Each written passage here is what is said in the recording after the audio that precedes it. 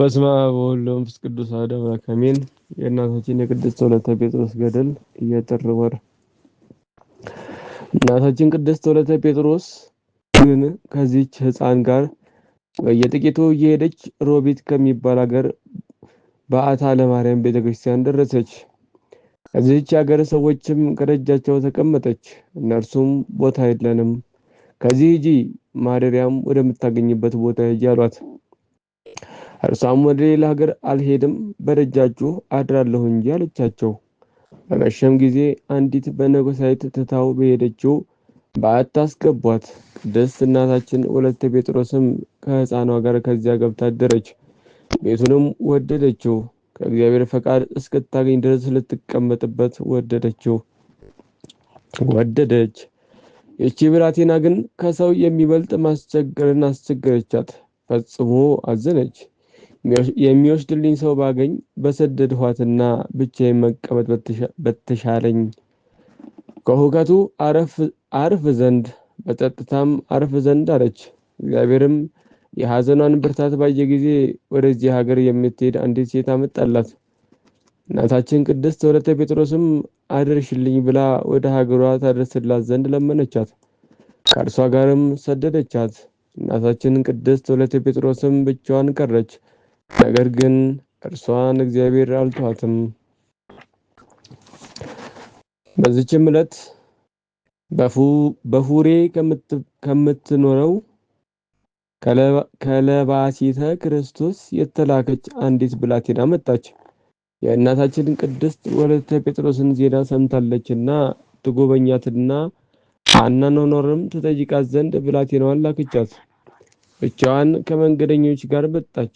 ወደዚህም ቦታ በቀረበች ጊዜ ያቺ እንግዳ ወዴት ሄደች ብላ ጠየቀች። መንገድ የሚመራት ሳይኖርም ደረሰች። ከደጅ ቆማ በገዳሙ ሥርዓት እጇን ጸፋች። እናታችን ቅድስት ወለተ ጴጥሮስም አንገቷን ከበር አስወጥታ አየቻት፣ በእጇም ጠቀሰቻት። በዚህች ቀን የሚያገለግላት ብላቴና የለምና ይህችም ብላቴና ወደ እርሷ ቀረበች። ቅድስት እናታችንም ከወዴት ነሽ? ከማንስ ዘንድ መጣሽ? አለቻት። እርሷም መልሳ እመቤቴ ለባሲተ ክርስቶስ ወደ አንቺ ላከችኝ። ቸራለሽን? አነዋወርሽ እንዴት ነው? ሰላም ላንቺ ይሁን፣ የእግዚአብሔር ፍቅር አንድነት ይደረግልሽ፣ አሚን ብላሻለች አለቻት። እናታችን ቅድስት ወለተ ጴጥሮስም ይህን ሰላምታ ሰምታ አንድ ቀንም ብቻዋን እንድታደር ያልተዋትን እግዚአብሔርን አመሰገነች። በነጋውም ወደ እመቤቴ ተመልሼ እሄድ ዘንድ ከአንቺ የሰላምታ መልስ አድርስላት ዘንድ አሰናብችኝ አለቻት። ቅድስት እናታችንም ይህችን ሳምንት ከእኔ ጋር ተቀመጭ፣ እኔ ብቻዬን ነኝና አለቻት። እርሷም እሺ አለቻት። ግብሯ መልካም፣ ንግግሯም የሚጣፍጥ፣ አንደበቷ ልዝብ የሆነች ብላቴና ናትና በሁሉም ዘንድ ትወደዳለች። ከእርሷ ጋርም ተቀመጠች። ያቺ የሄደችው ብላቴና ያሳዘነቻትን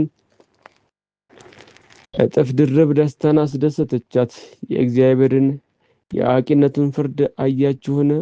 ከእርሷ ጋር አብራ ተሰዳ የመጣችውን ብላቴና መለሳት። ይችን ርቃ የነበረችውን ግን በረድኤት ስላቀረባት ከእርሷ ጋር እንድትቀመጥ አደርጋት። እርሱ ሁሉን ቻይ ነውና እንደወደደ ያደርጋል፣ ያሰበውንም ይፈጽማል።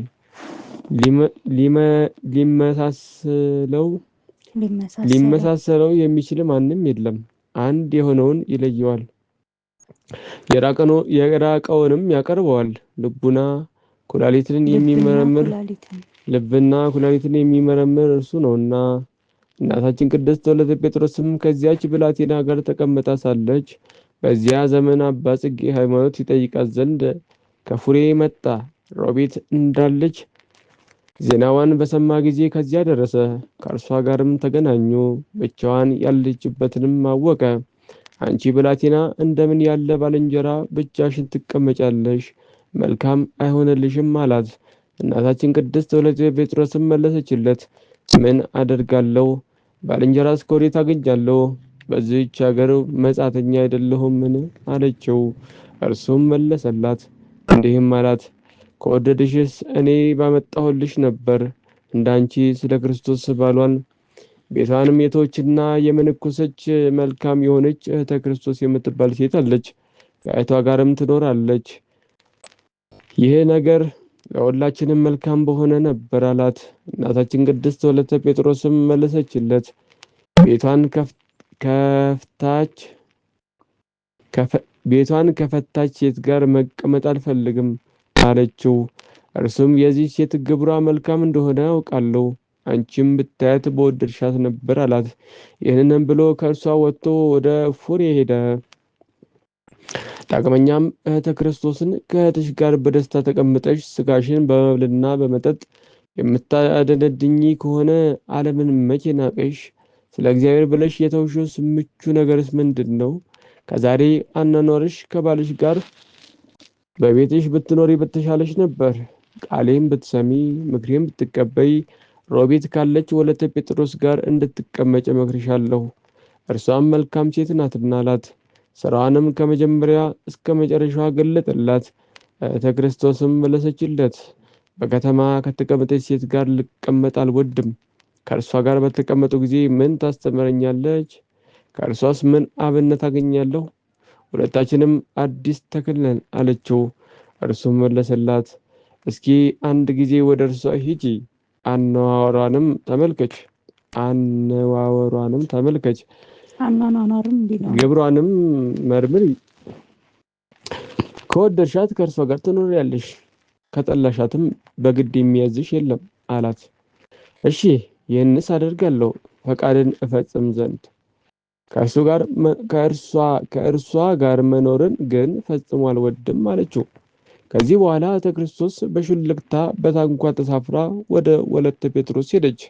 ይህንንም ከሁለቱ በቀር የሚያውቅ አልነበረም። ከዚያ ቦታም ደረሰች። ከበር ቆማ እጇን ጸፋች። ቅድስት እናታችን ወለተ ጴጥሮስም ብላቴናዋን እስኪ ውጪና ጠይቂ፣ እጁን የሚጸፋ ማን ነው አለቻት። ብላቴናዋም በወጣች ጊዜ አወቀቻትና ተመልሳ እህተ ክርስቶስ እንደሆነች ነገረቻት። ከዚህ አስቀድሞ በፍሬ ሳለች ታውቃት ነበርና ግቢ በያት አለቻት። ሂዳ መጣቻት። ከሩቅ በተያዩ ጊዜ በሁለታቸውም ልብ ፍቅር ሞላ። የአንዲቱም ፍቅር ወደ አንዲቱ ተመለሰ። እርስ በርሳቸውም እጅ ተነሳሱ። ተቀምጠውም ነገራተ እግዚአብሔርን ተነጋገሩ። በመካከላቸውም መፍራትም መጠራጠርም የለም። ቀድሞ እንደሚተዋወቁ ሆኑ። መንፈስ ቅዱስ አንድ አድርጓቸዋልና። ከዚህ በኋላ በአንድነት ሊቀመጡ ተስማሙ። ነገር ግን እህተ ክርስቶስ እኔ ዛሬ ሄዳለሁ፣ ታንኳም እልክልሻለሁ፣ አንቺም ወደዚያ ትመጫለሽ፣ በዚያ እንገናኛለን፣ እግዚአብሔር የገለጠልንን ምስጢርም እንመካከራለን አለቻት። ያን ጊዜም እህተ ክርስቶስ ሄደች፣ ታንኳም ላከችላትና ተቀበለቻት። እናታችን ቅድስት ወለተ ጴጥሮስም ፉሬ ደረሰች። አባ ጽጌ ሃይማኖትን እና በዚያ የሚኖሩትን እህቶች እጅ ነሳቻቸው። እህተ ክርስቶስም መጣች፣ እንግዳ ሆና እጅ ነሳቻት። ከዚህ አስቀድሞ እንደማታውቃትም ሆነች። አባ ጽጌ ሃይማኖት ሁለቱንም በየራሳቸው እንዲህ አላቸው፣ ልጆቼ ሆይ እንዴት ሆናችሁ? ተስማማችሁስ ወይስ አይደለም አላቸው። መስማማቱንስ ተስማምተናል፣ ነገር ግን እንዴት ሸሽተን እናመልጣለን አሉት። ይህ ሐሳብስ እኔንም እያስጨነቀኝ ነው አላቸው። እህተ ክርስቶስን እንዲህ አላት፣ እህትሽን በተድላ በደስታ በአንቺ ዘንድ መቀመጥ አያስደስተኝም፣ ጽድቅም አይመስለኝም። በፈቃድሽ ለኤርስና አገልጋይ እሆን ዘንድ ፍቀጅልኝ፣ ካለዚያ ግን ከአንቺ እሰውራለሁ። ከዚህ በኋላ ወደማትተኝ ስፍራ ሄዳለሁ በያት። አሁን መልካም ነገርን ተናገረህ አሉት። ነገር ግን አንቺ ሂጂና ይህን አድርጊ አላት። እርሷም ሄደችና ይህን ተናገረች። ፈቅጄልሻለሁ፣ እንዳልሽ ይሁንልሽ፣ ሂጂ አለቻት። ከዚህ በኋላ ክርስቶስ ወደ ኤርስና ወሰዳት። ለማንም ይህን ምስጢር አትናገሪ ብሎ ምስጢሩን ነገራት። ከዚህ በኋላ ታንኳ አዘጋጀላቸውና በሌሊት ሸኛቸው። ዛሬ ግን የሚከተሏችሁ ሰዎች እንዳያገኟችሁ ዘጌ ግቡ፣ እስከ 3 ቀናትም ድረስ ቆዩ አላቸው። እንዳዘዛቸውም አደረጉ።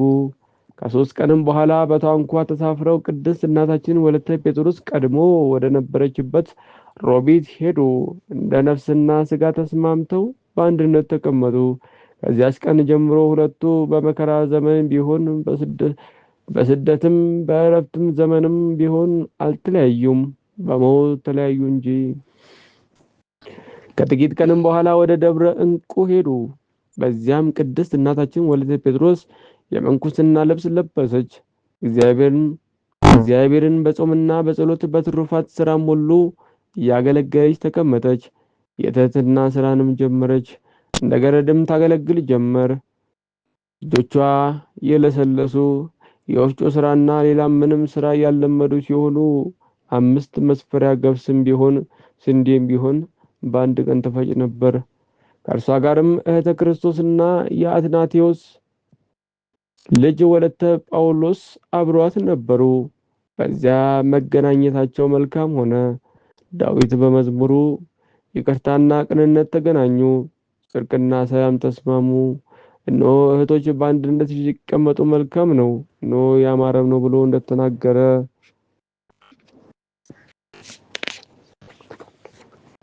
እናታችን ቅድስት ወለተ ጴጥሮስን ግን በሥራ ሁሉ በየአይነቱ የሚመስላትና የሚተካከላት አልነበረም። ወጥም ብትሰራ መልካም መዓዛ ይኖረውና ይበዛላት ከልክም ይተርፍላት ነበር። እንጨት ለመልቀም ወደ ጫካ ስትሰማራ ፈጥኖ ይሰበሰብላታል፣ ትልቅ ሸክምም ይሆንላታል። ጊዜዋንም ስራዋንም ሁሉ እግዚአብሔር ያቀናላት ነበር። ዳግመኛም ታላቅ ማድጋዋን ተሸክማ ወደ ሩቅ ምንጭ ትሄዳለች። እየሄደች አቀበቱን ትወጣለች፣ እየዳኸች አቀበቱን ትወጣለች። በጎዳናዋም መልካም ታላቅ ድንጋይ ነበር። በዚያም ስለ ሥጋ ድካም ተቀምጣ ጥቂት ታርፋለች። ይህንም ድንጋይ የወለተ ጴጥሮስ ማረፊያ ብለው ይጠሩታል። የሚወጣውም የሚወርደውም እስከ ዛሬ ድረስ የስሟን ይሳለመዋል። እስከ ዓለም ፍጻሜ ድረስ ለእርሷ መታሰቢያ ሆነ። ከዚያም ተነስታ ማድጋዋን ተሸክማ ወደ ቤታቸው ትደርሳለች። ያያት ሁሉ ያደንቅ ነበር። የዚህ ምንጭ ርቀትም ለ3 ሰዓታት ያህል ይሰድ ነበር።